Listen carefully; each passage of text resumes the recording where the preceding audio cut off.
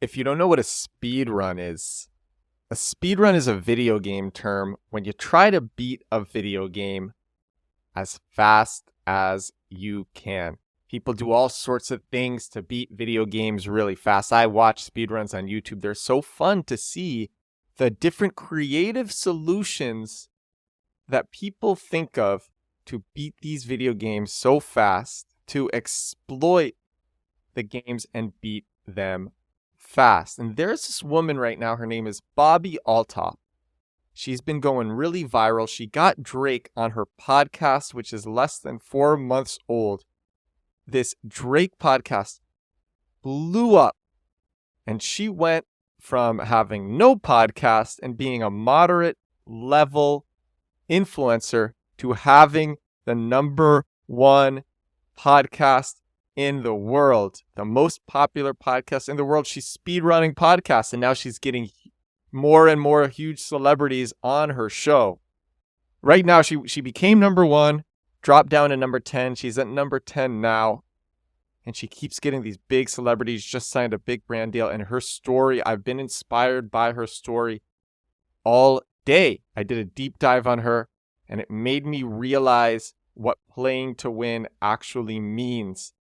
And the way that she got Drake on her show, the way that she became number one, so insightful. Bobbi Althoff, she's a 26-year-old mom of two and TikToker. And she speed run the heck out of podcasts. She got Drake on her 4-month-old show, and she's been going. Cosmopolitan magazine said that she's been going quote unquote old school internet viral, which is true. She's been going on a lot of TV shows. She just inked a new deal with the William Morris Agency. She just got a contract with the William Morris Agency. She just got a publicist, and before this, she wasn't doing very well financially. And this is what her story made me realize. This is what you'll get out of today's show. This is episode 36 of The Edward Show. Thank you so much. Thank you so much for listening to my show, episode 36 of my daily show. Can't believe we have made it this far. What you will get from this show is that playing to win isn't how hard you're willing to work, but the risks you're willing to take. That is what I got out of Bobbi's story. I'm going to say that again. Playing to win, it's not how hard you're willing to work. That's what a lot of people think. But it's the risks that you are willing to take. Because Bobbi took a bunch of risks to get these celebrities to agree to come on her show. She's willing to risk thousands of dollars, a lot of time, traveling, missing her daughter's first birthday just to try to make this work. And she hoped that she could. And that is real playing to win with a new podcast. She has this show, her podcast. It's called The Really Good Podcast. Incredible name for a show. And she has the shtick. Have you ever seen so she calls her podcast, She says she conceived of it as a parody of How I Built This with Guy Raz. I think it's so much more similar to Between Two Ferns with Zach Galifianakis. She has this whole I don't care who you are type of vibe in all her shows, and she's sarcastic, she's quiet, she's biting, she is insecure and awkward. She even describes herself as insecure and awkward. Those are words that she uses for herself. And she'll say mean things to these celebrities that she gets on the show. And the way that she got these celebrities on the show, it's so motivating. And that's what her show is. Her show is very similar to Between Two Ferns with Zach Galifianakis. That's her shtick. This sarcastic, insecure, quiet, biting woman, 26-year-old. And she's really blowing up. She did a huge interview in Cosmopolitan yesterday. Yesterday, August 9th, I would totally recommend reading it because it's really great. Here's what she said. I'm going to read to you a bunch of quotes from it, but here's one of the things that she said, and this was what jumpstarts the podcast. She said, I wanted to do interviews with celebrities, but didn't know how I was going to get there. It was really hard to get guests. Well, yeah, because she is just starting a new podcast. She's not a huge name. She doesn't have a big agent. I think she had like an agency that was helping her with brand deals, but that was it. So she doesn't really have any way of getting the celebrities. So she has to be creative and put herself out there because she wants to have celebrity guests. And cold messaging celebrities to try to get them on the show is not working. So here's what she does. And this was, for me, reading this, learning this was a huge aha moment. She makes a TikTok offering people $300 to connect her with celebrities. She says, if you connect me with a celebrity, even if they don't come on the show, but you make the connection happen, I will give you $300. Someone recommends this guy, Rick Glassman. He's a comedian. He says, okay, I'll come on the show. He says, I'll come on the show. Her first guest is comedian Rick Glassman. And the video is very good. Rick Glassman, because Bobbi has this biting style, this biting, insecure, sarcastic style. And Rick Glassman thinks it's going to be a polite interview. And he's like, what the F? Is this real? Like, are you real? What is going on? It's really funny. It's a very funny interview. And then the next one, if you really understand it, is a huge hustle.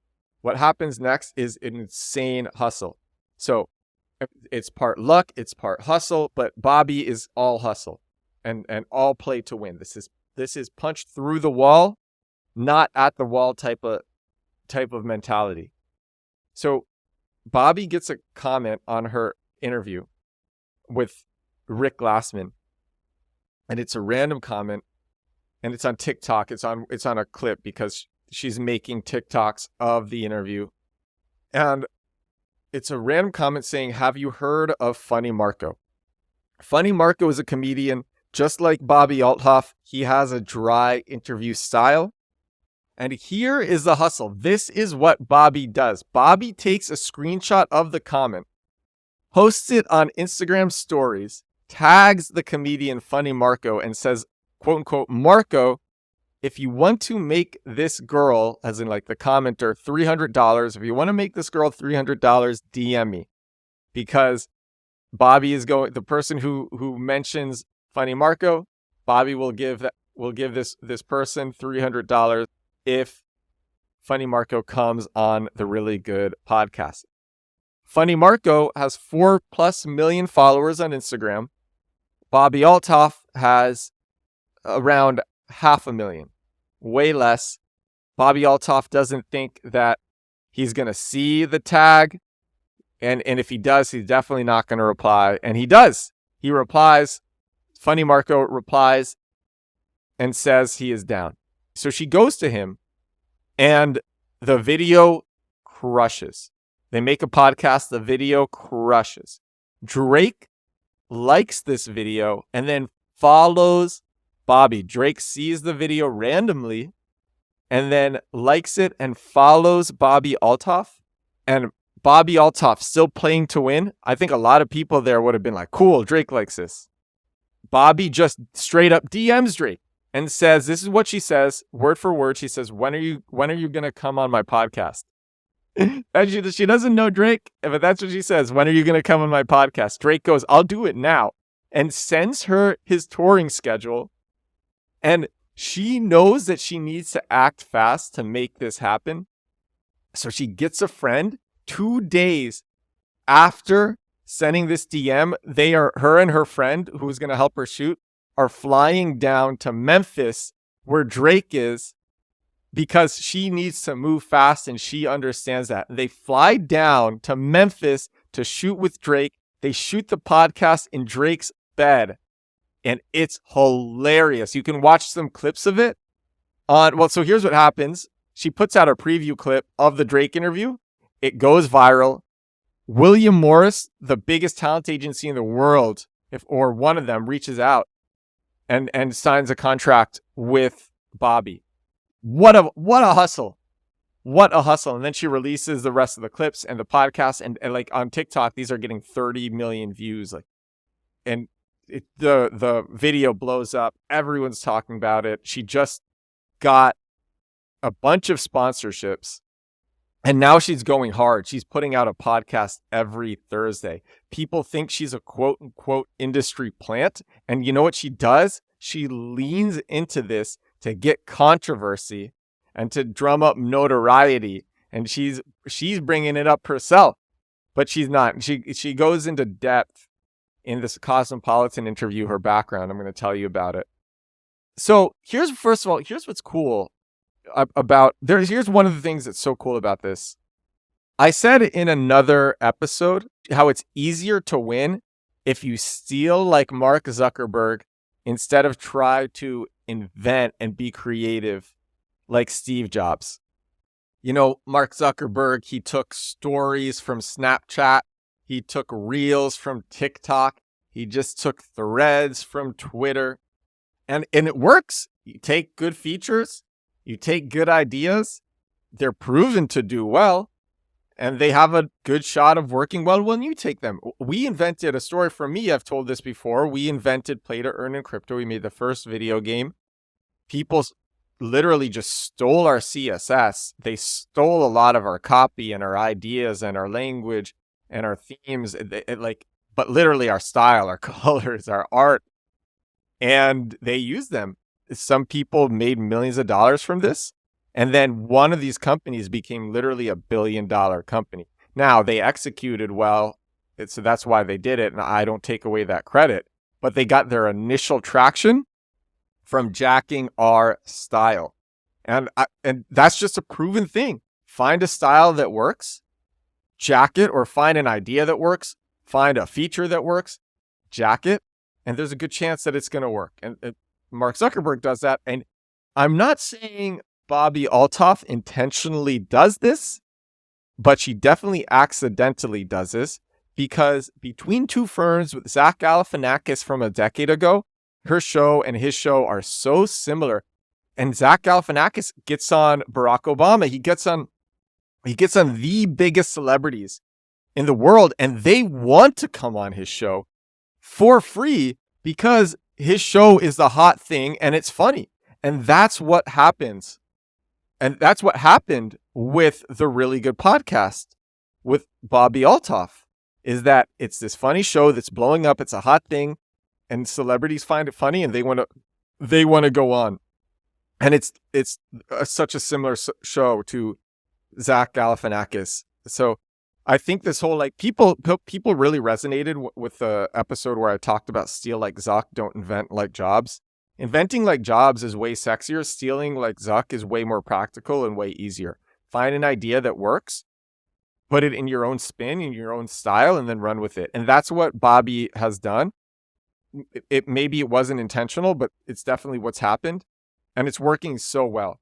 I want to talk about Bobbi's career, because not only is her hustle inspiring in terms of like she played to win and now she's winning and she punched through the wall and not at the wall. Not only is that inspiring, but like she also has an underdog story, like rags to riches story. She's been on social media for a while before this. She was somewhat of an influencer with moms. Moms were recognizing her because she was making parody content about being a mom in her early to mid 20s, which she was, but she was just doing it in a parody type style.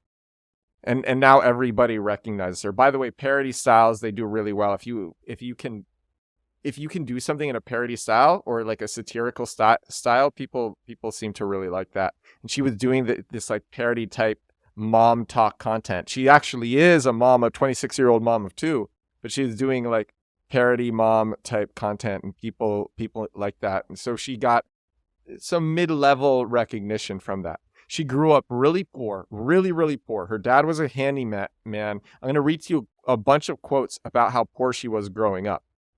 Quote 1, "When we got really poor, my dad would sell everything. There was a time when I'd come home and my bed frame would be gone because he needed money." All right, here's another. "I remember the year that Tom's was really popular. I wanted Tom's so bad, and my mom bought me Bob's, and I was so embarrassed I threw them away. I was so embarrassed of how broke my family was growing up. In high school, everyone had nice cars, and my family's cars were always getting repossessed. I rarely got to get a yearbook because that $50 was too expensive for us. Another one, oh man, I was suicidal in high school and I tried to kill myself. I was actually really angry that I survived. And here's another quote. My parents couldn't pay for my college. They couldn't even afford to help me in high school. They couldn't afford anything. There was such financial insecurity. I didn't know if the bank was going to take our house or if our car was going to be outside when I got home. I didn't know if this check my dad wrote was going to bounce. And the fact that my children are not going to have to worry about that, it makes me feel so good that they are provided for. So she's a rags to riches story and hustles and plays to win. And she started in TikTok not even that long ago. She started in 2020. So she's just been being consistent and learning. That's something else that I like. Here's what happened with the podcast. She was getting burnt out with her videos, doing it solo and the things that people were saying. She took down a lot of her early videos with her kids because people were being mean. She deleted these videos. She removed them. She didn't want people to see them. And she came across another video on TikTok, which I'm going to talk about tomorrow because it's a very informative video. And it's this other TikToker, this woman, and she's talking about how she actually makes money on TikTok and all her different revenue streams.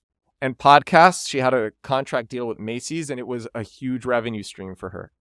And so Bobbi Althoff sees this. She says, I should do a podcast of my own.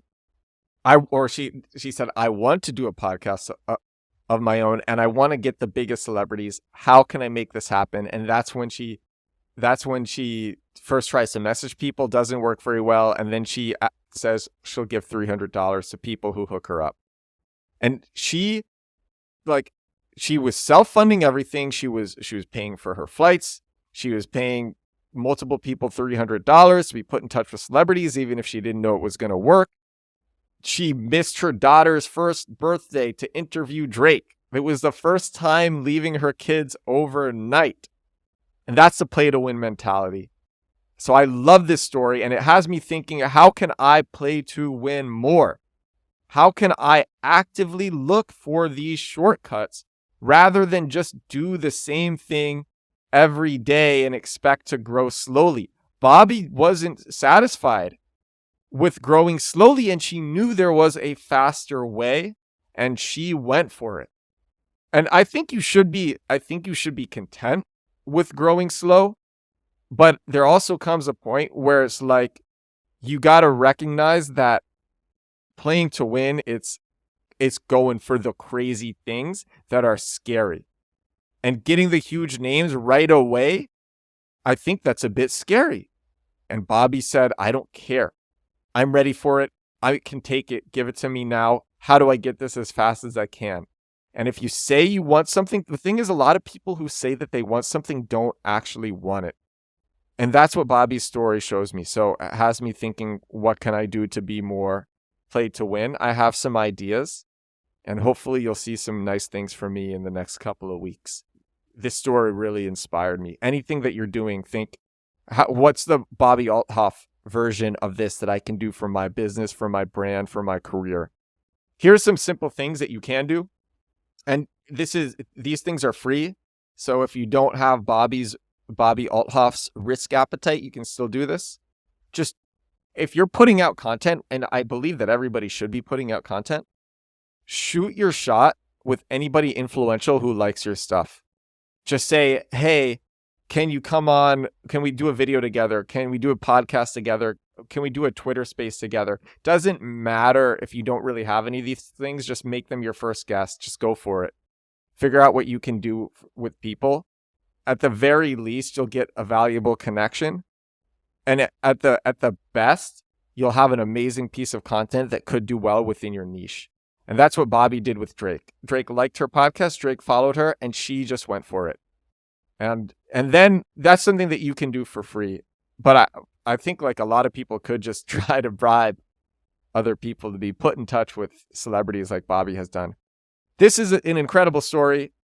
I'll probably talk about this story more in the coming shows, and I'm excited. I'm excited by it, and I'm excited to share with you. So I hope you enjoy episode 36 of The Edward Show. Wow. I'll talk to you tomorrow. Great episode, great story. Bobbi, I'm probably gonna send this to Bobbi Althoff after and just say thank you for inspiring me. In fact, that's exactly what I'm going to do. I will talk to all of you tomorrow. Bye now.